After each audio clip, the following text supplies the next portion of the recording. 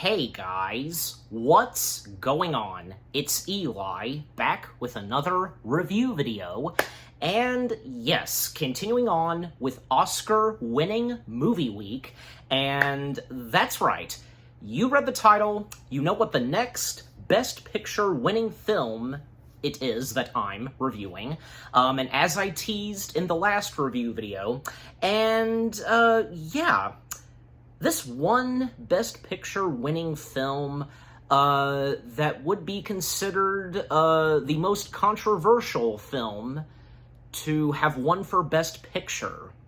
Yeah, and not to mention that, well, and as I mentioned in the last review video, Jack Nicholson, who presented, the nominees and, who would win Best Picture and such for the Oscars, which being Crash, even his reaction to that, just like, whoa, like, yeah, really, this one? Like, I'm sure you've seen the clip, so, yeah, But, yeah, I gotta say, now that I finally have seen and watched this movie, I mean, I understand and get the whole thing about this movie and such, and not to mention its timeline and the aftermath of 9/11 and such, and which, yeah, because I see it in the description / the story, which I'll get to briefly.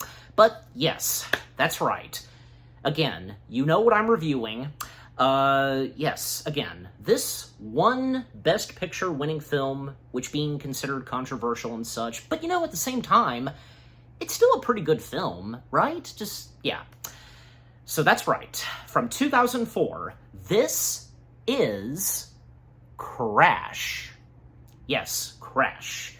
And also, you can see the shirt I'm wearing. Well, it's part of a joke. I mean, because, get it? I mean, anyways. So, yeah. Crash. Written and directed by Paul Haggis. I'm pretty sure, yeah, I might have seen a couple of other movies of his, but yeah. Yeah, and this coming straight from Lionsgate. Yeah, Crash.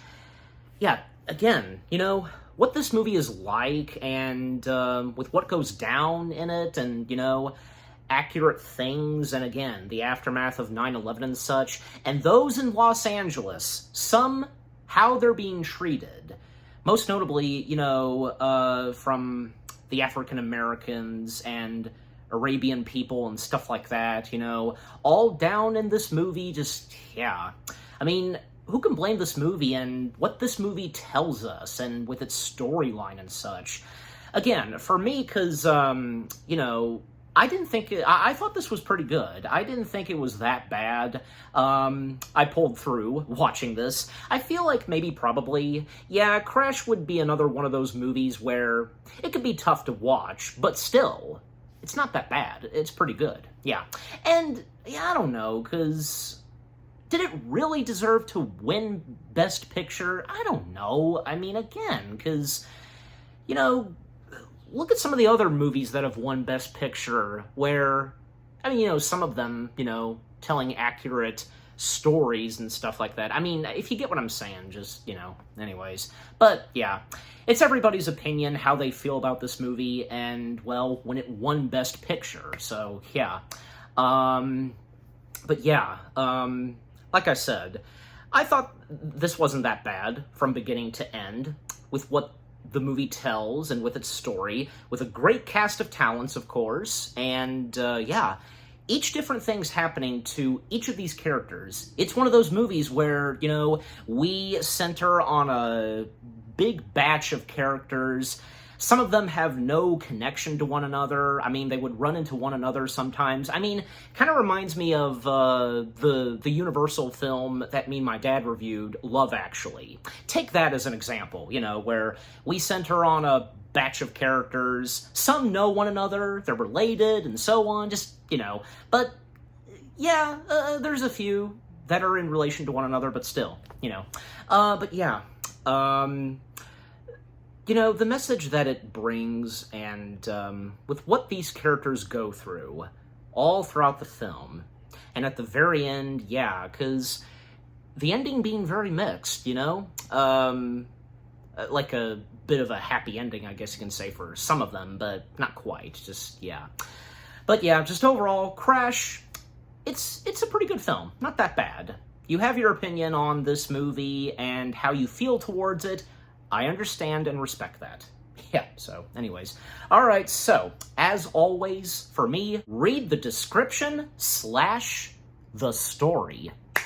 Writer-director Paul Haggis interweaves several connected stories about race, class, family, and gender in Los Angeles in the aftermath of 9/11. Characters include a district attorney and his casually persuaded wife, dating police detectives Graham and Raya, I'm pretty sure I am pronouncing that right, a victimized Middle Eastern store owner, and a wealthy African-American couple humiliated by a racist traffic cop. Yeah, so, getting into the film itself, because, yeah, if I didn't say this before, because, yeah, with so many characters and what goes on with each of them, so much happening in this movie, yeah. But yeah, so I think I'm just gonna, like, talk about it randomly and stuff like that and with the characters, but yeah.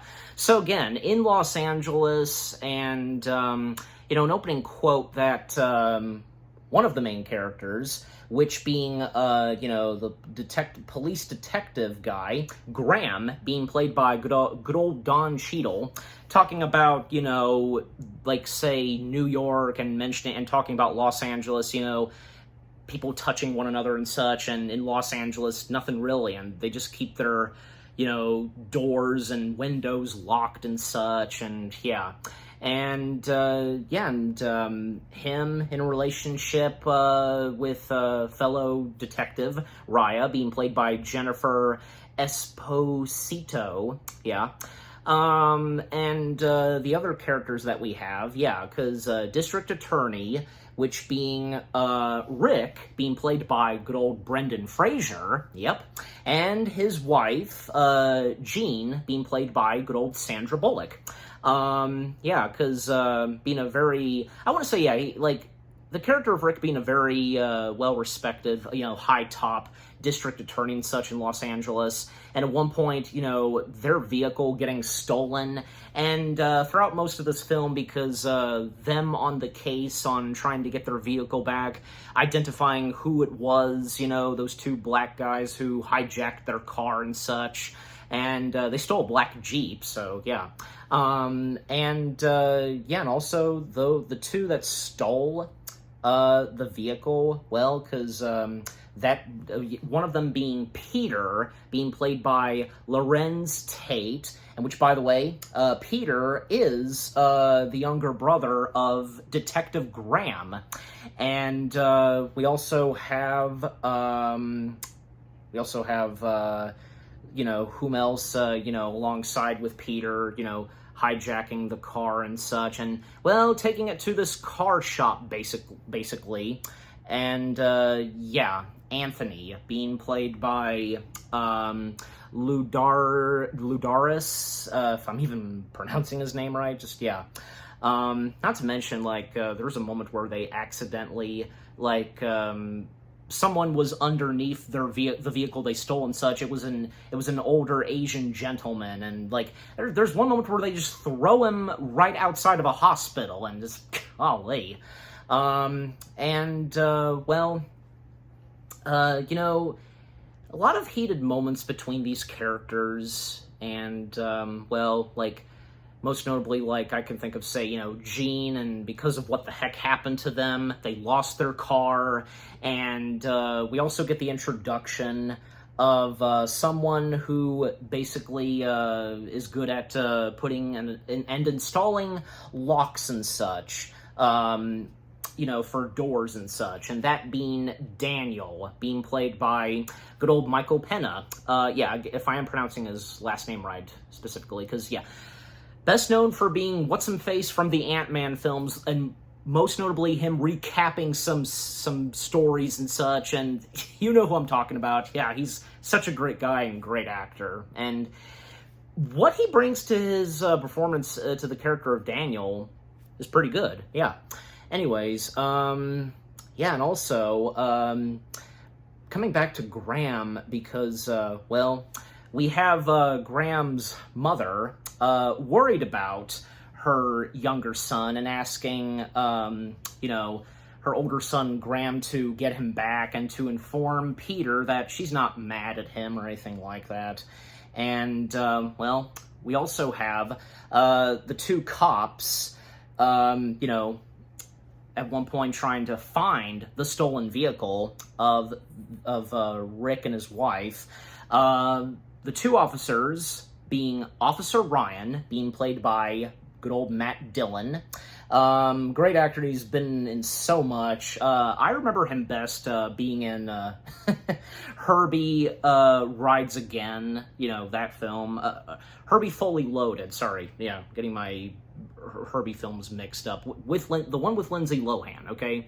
But more than that, because, yeah, done a lot of other great acting stuff. I also remember him in another Disney film, which being Old Dogs, if anybody remembers Old Dogs, and knowing that he's in the movie, but yeah, anyways.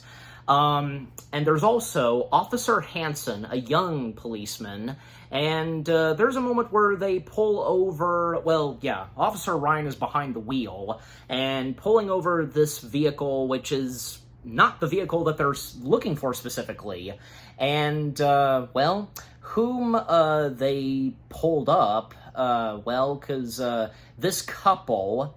they weren't really doing anything wrong, but Officer Ryan, he's being racist at this moment, and, well, even when he believes that he noticed in the car that the wife was doing something to the husband, down, just, I think you get the picture, yeah. And the black couple that, that are in the car and got pulled over, Cameron, being played by Terrence Howard, and his wife, Christine, being played by Thaddeus Newton, yeah.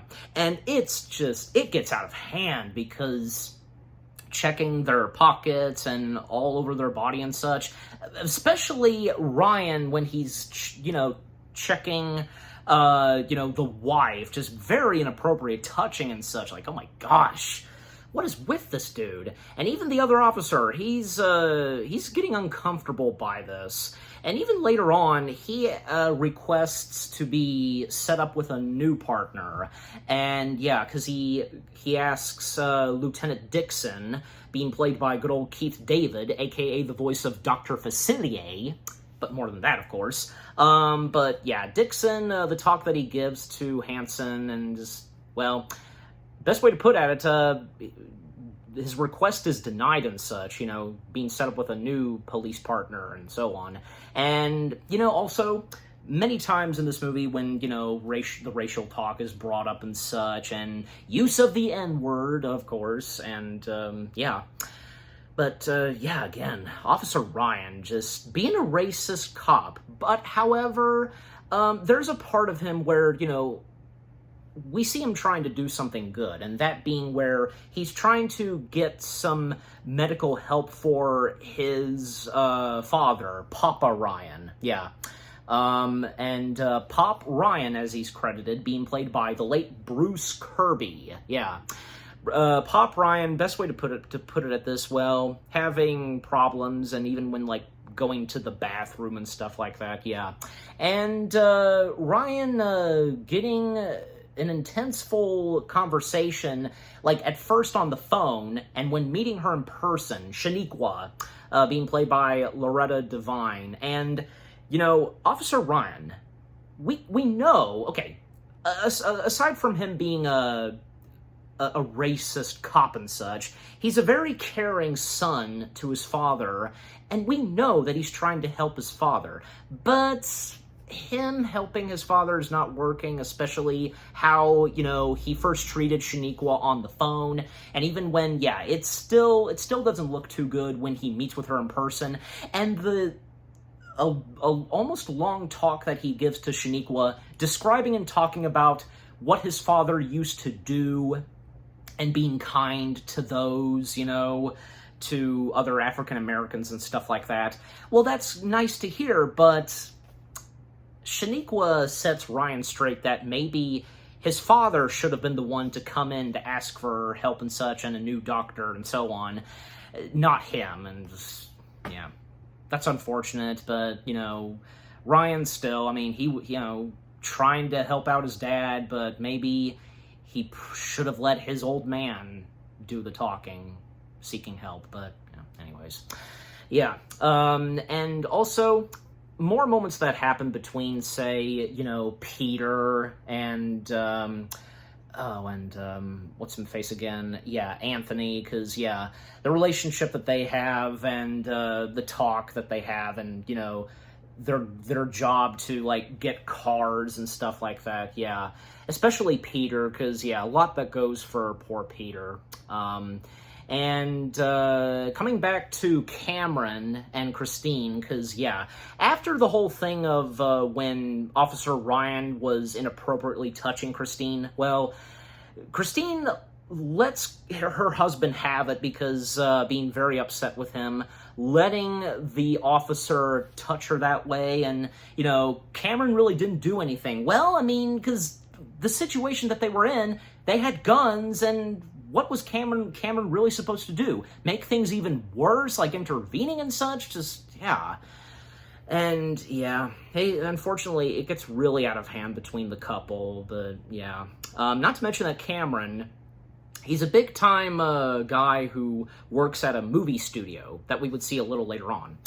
But, aside from that, well, because, and as someone else that we deal with, that being someone that runs a store, Middle Eastern store, and how he and his wife and daughter treated, and even when Daniel, the same guy that we saw earlier installing a new lock and such, he installed a new lock in the store, but the door had to be replaced. And, well, the guy who runs the store, Farhad, I think, I'm pronouncing his name right, being played by Sean Taub, if I'm pronouncing his last name right. Again, you know me sometimes. Well, he doesn't appreciate what Daniel's done. Like, he tells him to fix the door, but he can't do that. All he does is fix locks. He replaced and fixed the lock, and even he doesn't know anyone to, bring in to fix the door. But Farhad, he's a handful at first, and just telling him to just fix the door, but he can't. Does he not understand? That's not what he does as well. He only fixes locks. And Daniel is not wanting him to pay him and stuff like that. And it just gets out of hand for Farhad just being demanding and, And also, Farhad's daughter, Dory, I think I am pronouncing that right specifically, being played by Bahara Sumik, I think, I'm saying that right, and the wife/mother at that store, Shireen, being played by Counselor Troy herself, Marina Sirtis. Nice to see Marina Sirtis, and, she doesn't have a huge role in this film, but still, nice to see Marina Sirtis, and, again, nothing that much for the mother character, but, And even when, later on, their store gets vandalized, like, what happened? Well, for one thing, and Farhad believes that maybe Daniel, who came in to fix the lock, maybe he had something to do with this, but that's not the case, no. And even, like, they had a gun in the store. Thankfully, it didn't get taken by those that vandalized their store. And, they're not gonna, like, clean anything up because the insurance has to see this themselves, and just, those poor people and what happened to their store, and when Farhad takes it too far. And let's come back and talk more about Daniel and, what goes on with him. Because, again, he is a doorknob and, door locker fixer and such, that's what he does. And, his wife and daughter, they had moved out of a neighborhood into a new one. The one that they were at was a pretty bad one, but this one, not that much, and according to them. And a moment between father and daughter, and when seeing his little girl in her room, she's not in the bed, she's under the bed, and, because of gun firing and such. She's worried about that. And man, just the dialogue and conversations that they have, and, the mentioning of an invisible cloak, and something to do with, like a necklace he has, and, well, something, and passing it on to Laura. Yeah, it's pretty good and sweet, the relationship between father and daughter in this, and assuring Laura and with what he tells her and such, yeah. And young Laura being played by young Ashlyn Sanchez. Yeah, I think I'm pronouncing that right, yeah. Yeah, and Laura, well, cute and adorable in this, and, man, just what happens later on in the movie, I tell ya, until we get there. Also, Daniel's wife, yeah, that being Elizabeth, being played by Karina Ararev. I think, yeah, I'm pronouncing that right. I want to say I might have seen her before in maybe a couple of other films, but anyways. But yeah, so yeah, again, nice moment between father and daughter. Also, still, like, moments between, Graham and his on and off detective partner and such, which, in an on and off relationship that they have, even when they make out and such, and yeah, some dialogue that they have, but, still, at least, them still being on good terms later on in the movie, and still in search of the stolen vehicle, and I'm pretty sure, yeah, because Graham being aware, even the mother as well, on what young Peter's doing, so, yeah. And young Peter, by the way, because, we see a young Peter in this, and young Peter being played by young Alistair Douglas, and there's only a few that are uncredited in this movie. Carjack Witness being played by Kurt Clendenin, if I'm pronouncing that right.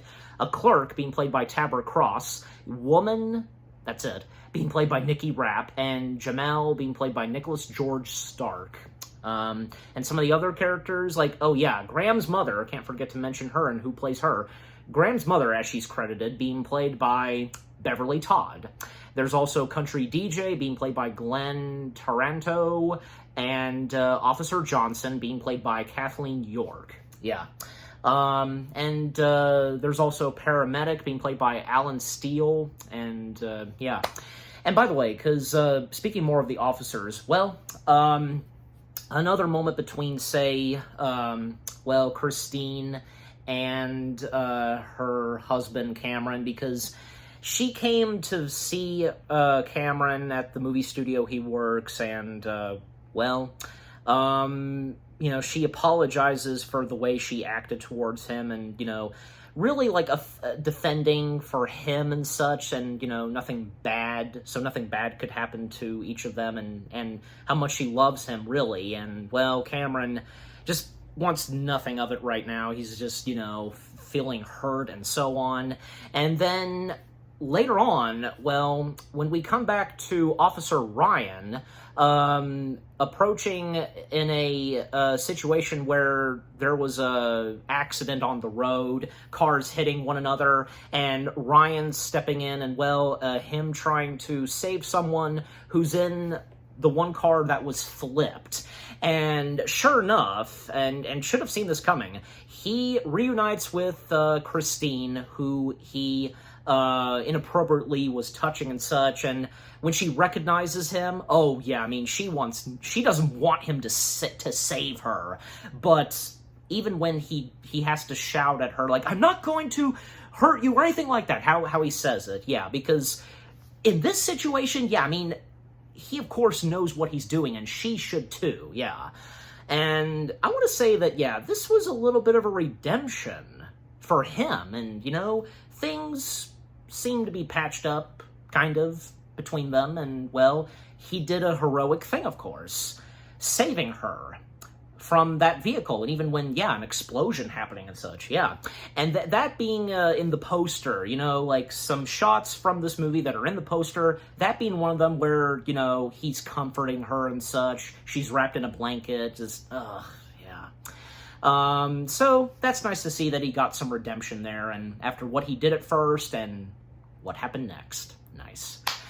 And also, coming back to, still, with the whole thing of Jean and her husband, Rick, their car being stolen, and this being reported on the news, because even Rick brought that up early on in the film, and, of course, Graham being involved in this, and when he meets with Flanagan, being played by good old William Fichtner, yeah, we know him, and yeah, he's done a lot of great materials and such, yeah.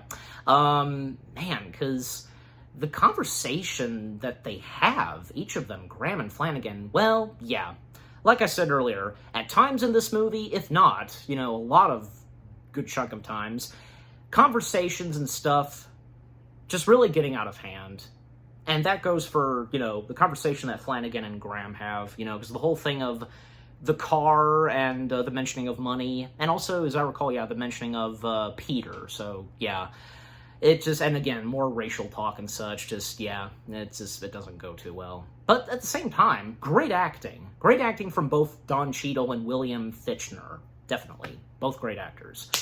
Also, and still, to speed things up, because, now to come back to Farhad, because, he is planning to do an ambush on Daniel, and because, again, him thinking that Daniel is a part of this, that the store that he runs, him and his daughter and wife that they run, being vandalized, understandable, but of course, he had no part.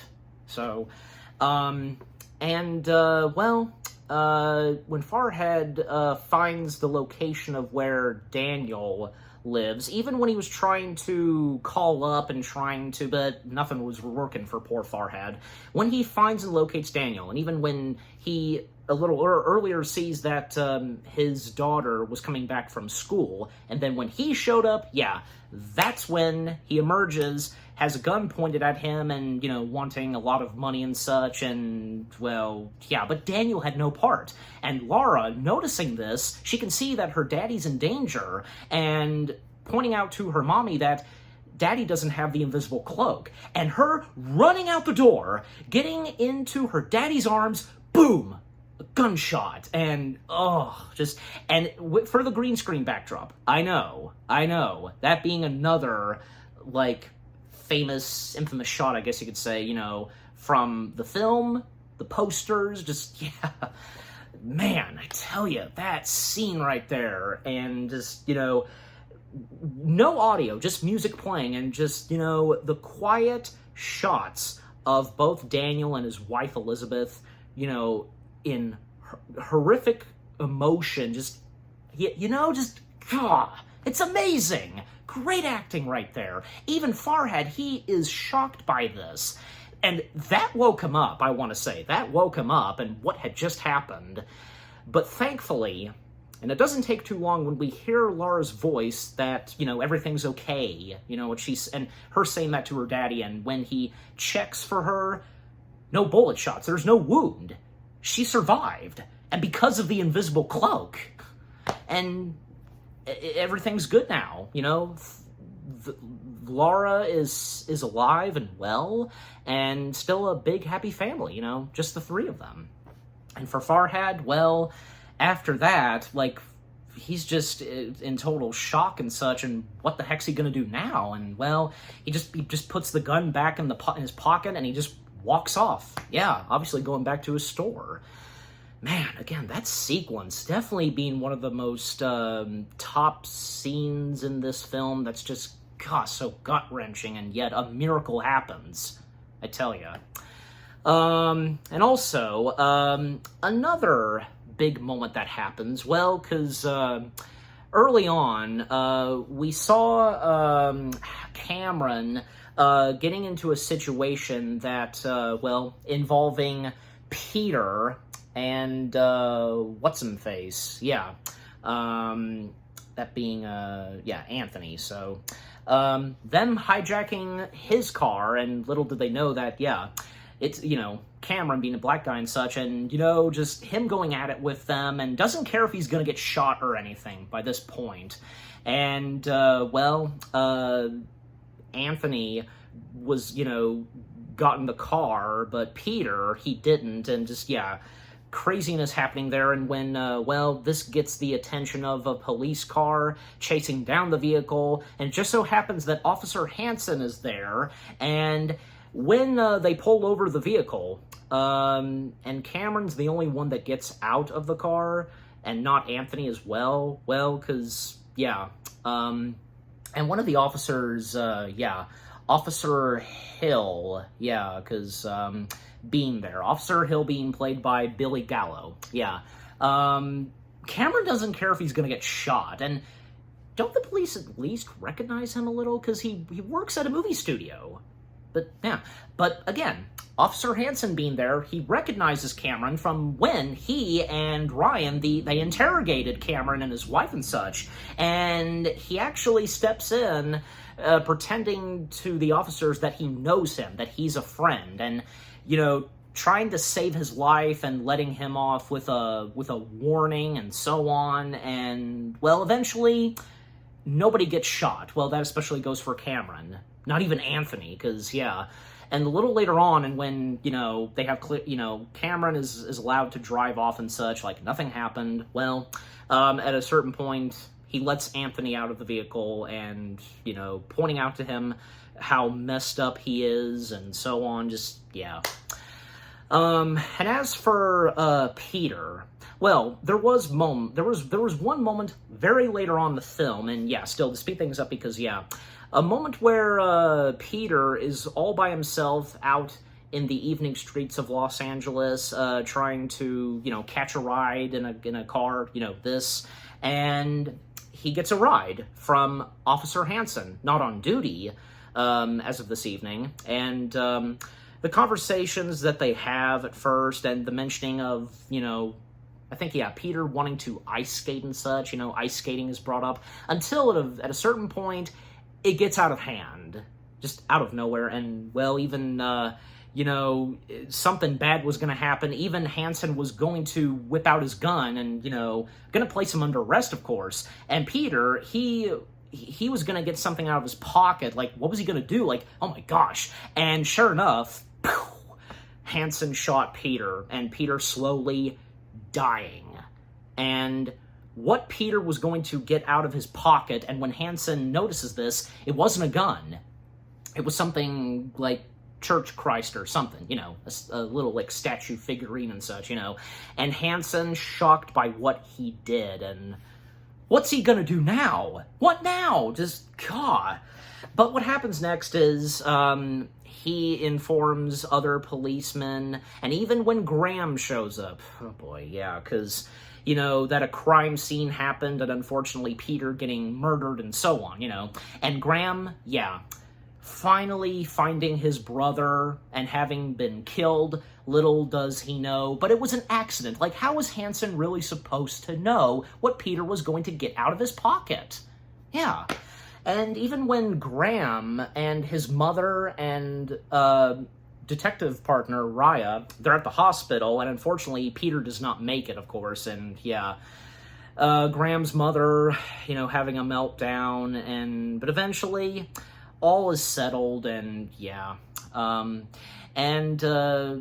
back to Farhad, because, well, Farhad, when he's in a store, and when his daughter shows up, very concerned, and what's going on, and, he has the gun in his hand, well, he tells his daughter, pointing out to her that he accidentally shot a little girl, but she's okay now, and telling his daughter that the little girl, which being Lara, is his angel, and we know where he's going with this, and even she does, and and everything is settled with Farhad and his family, nothing else.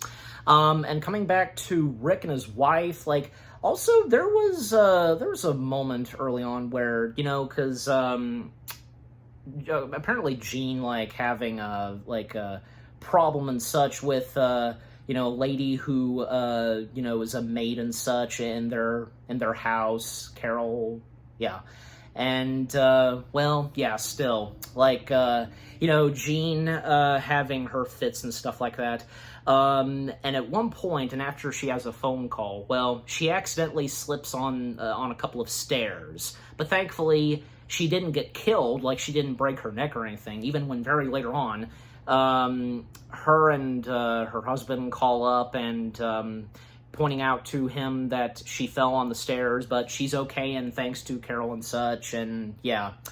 And did I forget to mention that, yeah, this movie taking place around Christmas, technically. Yeah, even though Christmas, the word Christmas is not brought up, but we see some Christmas display, and there's one moment very later on in the film where we see some snow. So, yeah, we can tell that, yeah, it takes place somewhere during the holidays, so, yeah.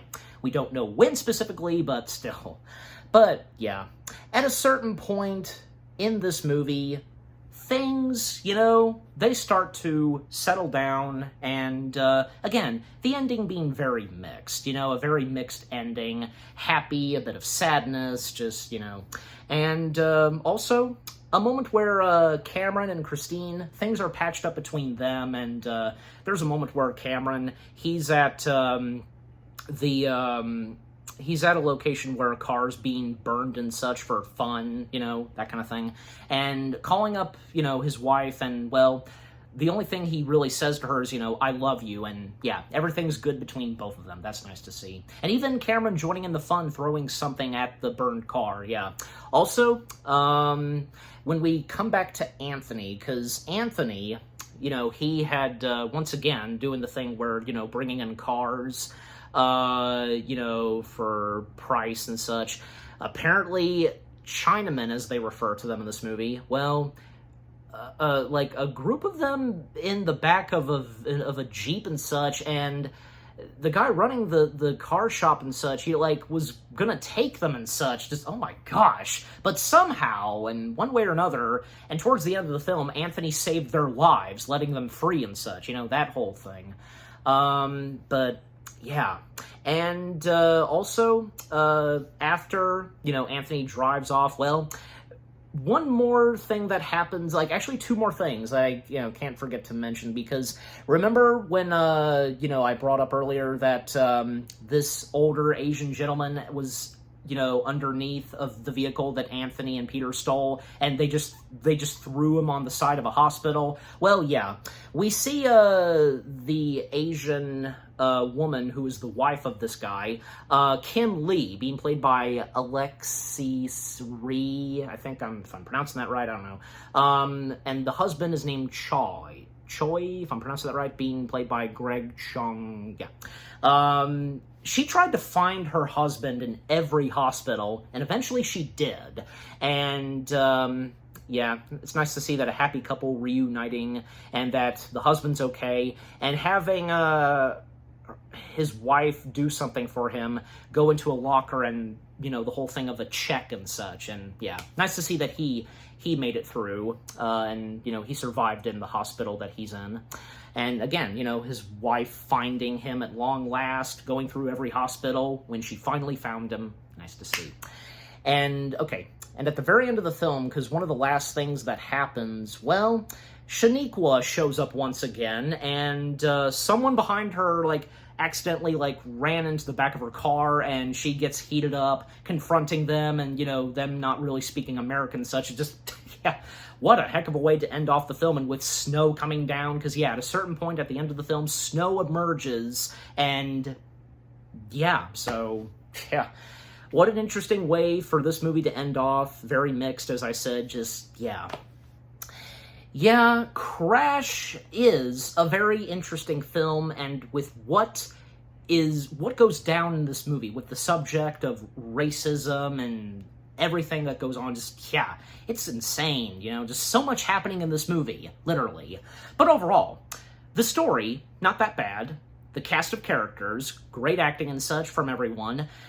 Hard-hitting emotions here and there, and yeah, pretty much. You know, the music and score, not that bad. The songs that were in this, like, most notably, In the Deep, yeah, from Bird York, and just, yeah. And the intensefulness, and the racial talk, and all that. You know, keep in mind, because it's understandable, and with all of this in this movie, the subject and such of the racism and so on, and especially, again, this movie taking place, the aftermath of 9/11. So yeah, it's understandable, and, history and so on, yeah. But overall, again, the movie having a mixed ending, as I would say best, bit of happy and sadness, but yeah. Overall, Crash, it's a pretty good, decent film, and, again, say what you will, because how some of you feel towards this movie, and because it won Best Picture, that's your opinion, and I respect that, yeah. But again, overall, Crash, a pretty good film, not that bad. Yeah, it's excellent. And with what goes down in this, need I go on? And I'm giving Crash, yeah, this sounds about right. I'm giving it, 7 out of 10 stars. Yes, 7 out of 10 stars for Crash. And what about you guys? What did you think of Crash itself? Any of you that, didn't really expect what was going to go down in this film the very first time you watched it? Or I'm sure some of you knew what to expect, knowing about this film. It's, reading its description and its story and, what was going to go down in it, and, how some of you feel that this film won Best Picture. Again, do you enjoy it? What are some of your favorite moments and the subjects that this film, talks about, and with great cast of talents. Just overall, what do you think of Crash itself, and with what I've had to say, my review on it, and what did you think of my review? Leave comments and give this review video a like, as always. And so, with all that being said, thank you very much for watching. I hope you guys enjoyed my review of Crash. More review videos are coming your way. They're going to be awesome. Keep looking forward, and I'll see you guys in the next video / review. And, well, continuing on, of course, with Oscar-winning movie week. Now, coming to Best Animated Feature, and what I will be reviewing. The first Best Animated Feature film I'll be reviewing, to best describe it, this was the debut of Aardman's popular duo, who make cracking contraptions, and not only this being their first ever feature film, but this is also the first veggie horror film. I'm pretty sure you know exactly what it is that I'm talking about. Yeah. Again, stay tuned for that. Take care, and peace out.